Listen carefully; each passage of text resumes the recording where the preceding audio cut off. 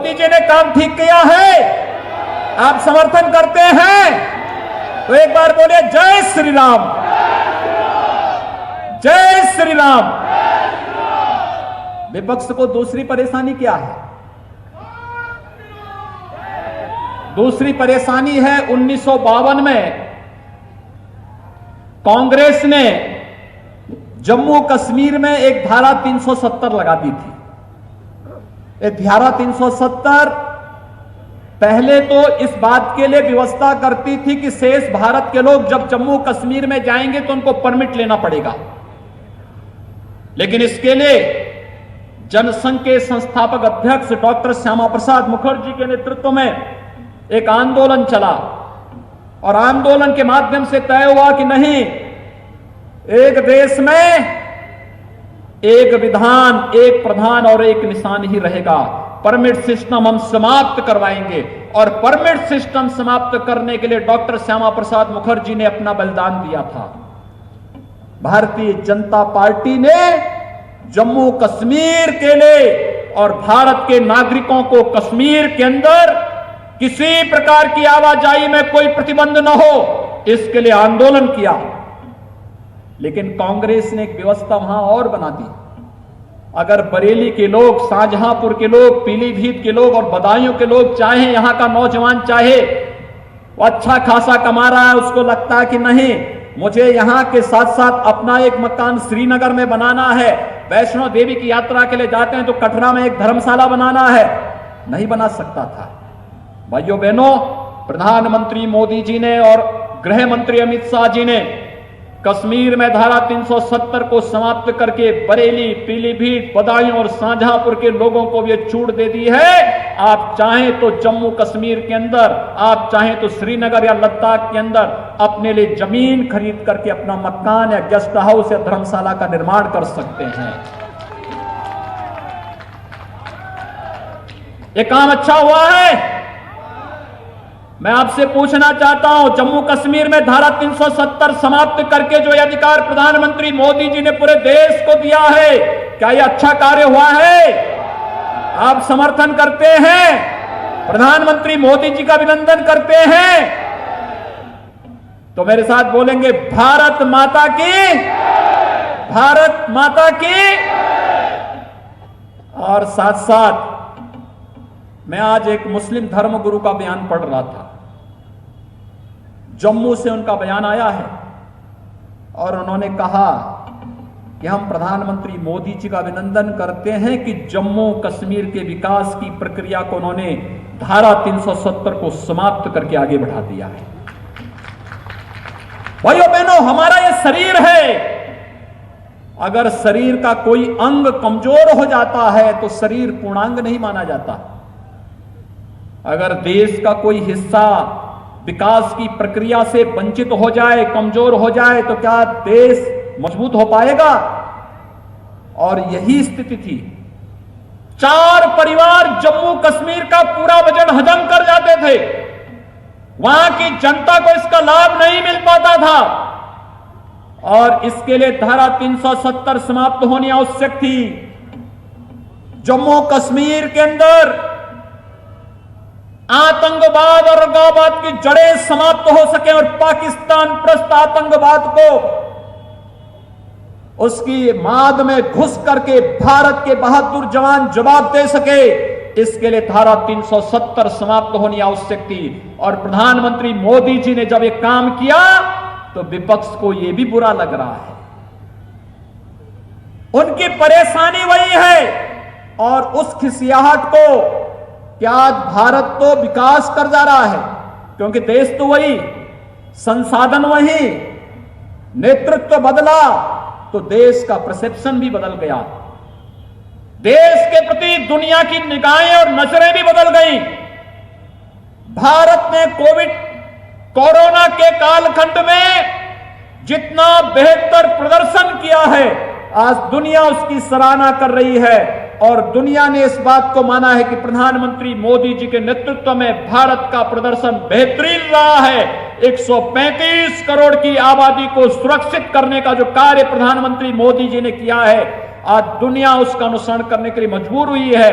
और विपक्ष को इसमें भी परेशानी है।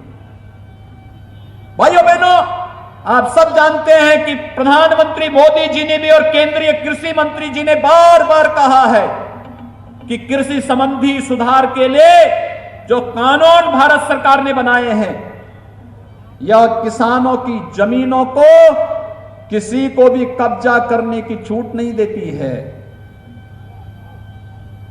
मंडी समाप्त करने की कहीं कोई व्यवस्था नहीं। मंडी तो ये चलेंगे ही, लेकिन एक निजी क्षेत्र में मंडी एक स्वस्थ प्रतिस्पर्धा को बढ़ाने के लिए प्रारंभ किया जा रहा है, जिससे किसानों को ज्यादा दाम मिल सके।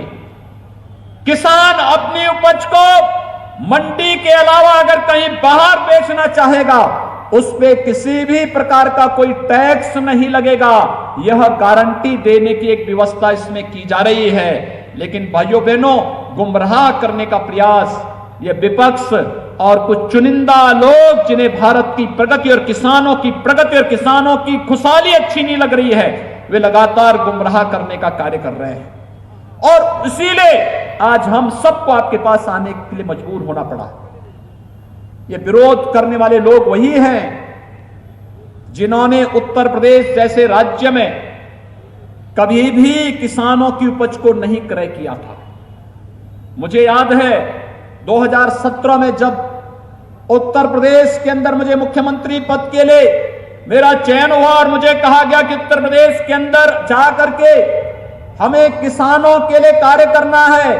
भाइयों बहनों, सबसे पहला कदम हमारी सरकार का था। पहली कैबिनेट में हमारी सरकार ने जो फैसला लिया था, वह फैसला था 86 लाख किसानों के 36,000 करोड़ रुपए के कर्ज माफी का फैसला। यह फैसला था हमारा। याद करिए, 2017 के विधानसभा चुनाव के पूर्व भारतीय जनता पार्टी ने अपने लोक कल्याण संकल्प पत्र में इस बात को कहा था। और ये 36,000 करोड़ रुपए का जो कर्ज माफी का कार्यक्रम संपन्न हुआ, एक एक जगह जाकर के हमारे माननीय सांसद और विधायक गणों ने आपको कर्ज माफी के सर्टिफिकेट वितरित किए थे।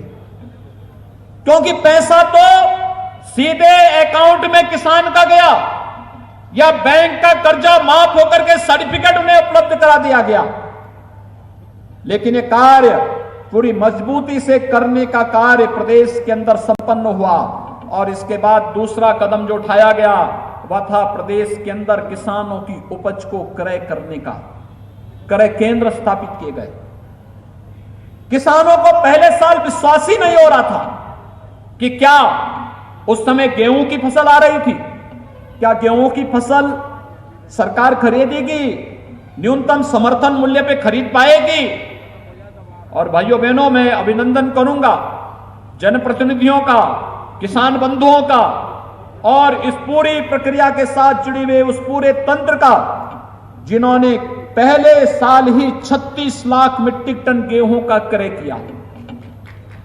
धान की फसल तैयार हुई, किसानों से 46 लाख मीट्रिक टन धान का क्रय किया गया।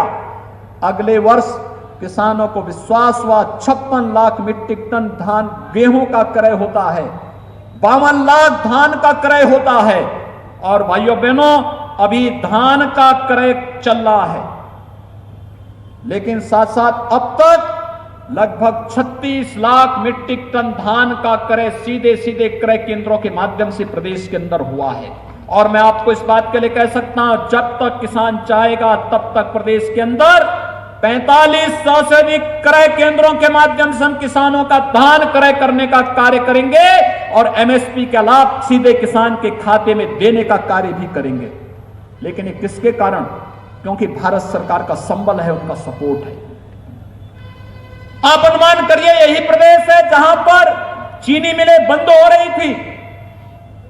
वर्षों वर्षों तक, जब 2017 में हम लोग आए थे, 6 वर्ष का गन्ना मूल्य का भुगतान नहीं हुआ था।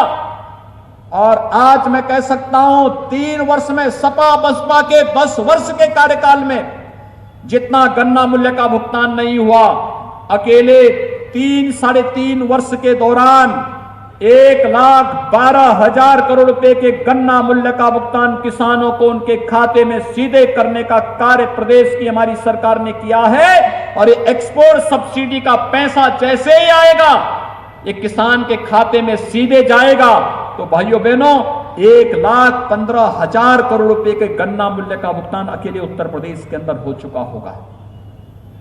इतना पैसा 1,15,000 करोड़, ये बहुत सारे राज्यों का वार्षिक बजट नहीं, लेकिन हमारे प्रदेश में हमारे अन्नदाता किसानों के